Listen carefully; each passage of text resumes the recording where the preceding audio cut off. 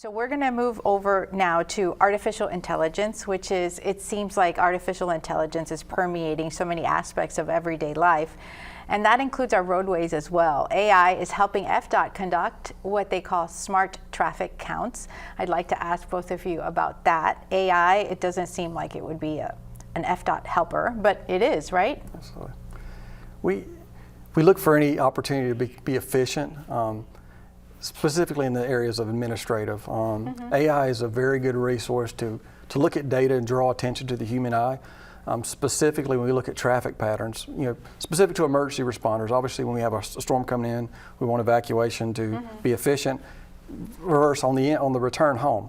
And we're able to look at traffic patterns before they get to our areas and predict when we're going to see staging and congestion and those things. So we're able to partner with our emergency services responders, and we're also able to resource if we need to utilize emergency shoulder use or any of those things, support evacuation. That's just one example of the many opportunities that we've applied. And so many of us are used to seeing that FDOT employee in the middle of the road or on the side counting. How does AI change that? So it's a huge safety benefit for us. So, it used to be you started off, you had the clicker, right? They're out there counting cars. So then we had to have people go out there and put the tubes. I'm sure everybody's driven over the tubes before.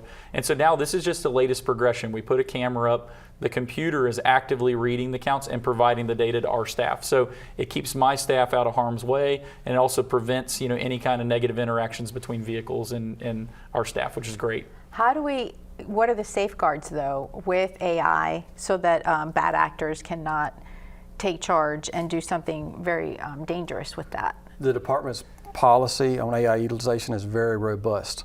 Once again, it can be utilized for an administrative opportunity to draw attention to anomalies or things that we need to react to, but at the end of the day, a human decision point is made based on that cueing. Okay. Our policy is very, very specific on how we can utilize the technology.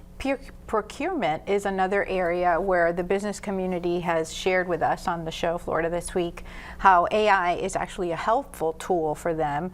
Is procurement also an area that AI at FDOT is being used? Absolutely. We put a lot of resources into administratively looking through procurement documents.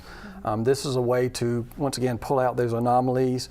If there's a need to disqualify, it draws the human eye. Instead of reviewing, say, 10 documents, the hour of time for each document, it automatically alerts you to those discrepancies, so you're able to be more efficient in your decision making based on that response.